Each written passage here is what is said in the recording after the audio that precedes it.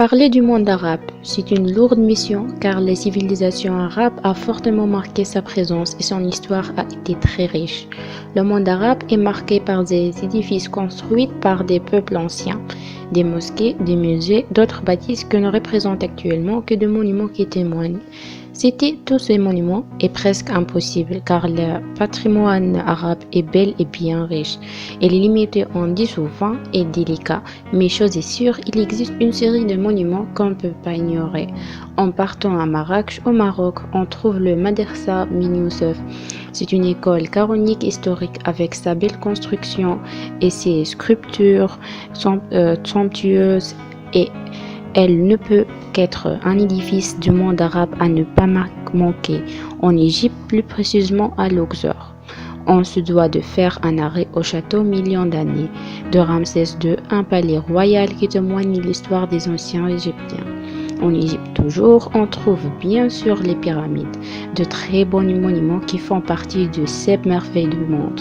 La rhomboïdale de Shenfrou, la fausse pyramide ainsi que de nombreux d'autres monuments nous révèlent la fameuse architecture de l'ancien empire égyptien.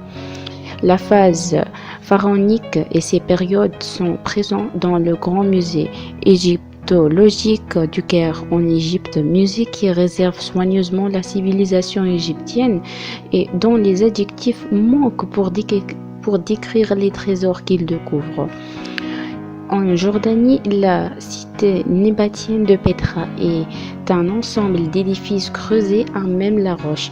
Cette cité n'a pas d'égal et elle est classée sur la liste de patrimoine mondial de l'UNESCO. La belle ville libanaise de Tyr est aussi l'un des plus beaux monuments et a été classé au patrimoine mondial de l'UNESCO grâce à son vieux port phcéen et ses névroses et ses remparts. La Syrie nous a préservé l'arc de galère et bien qu'il soit un peu endommagé, il reste l'un des plus beaux monuments du Tétrarchie. L'Algérie, quant à elle, conserve le témoignage de Kala Ben Ahmed qui correspond aux ruines de la capitale des émirs Hamidat et elle est le vestige d'une ville musulmane avec sa mosquée et sa belle paire de 13 nefs à 8 traversées qui est l'une des plus grandes d'Algérie. On conclura par la disparue jardin d'Éden de l'Irak. Les jardins suspendus à la cérémonie de Babylone, qui était la deuxième des 7 merveilles du monde. L'on regrette leur départ sans retour. Quant aujourd'hui, le monde arabe reste bien sur le courant du côté de construction, présentant le Burj Khalifa comme exemple. Burj Khalifa est le plus grand tour du monde. Il s'agit d'un gratte-ciel situé à Dubaï, aux Émirats arabes unis, devenu en mai 2009 la plus haute structure humaine jamais construite.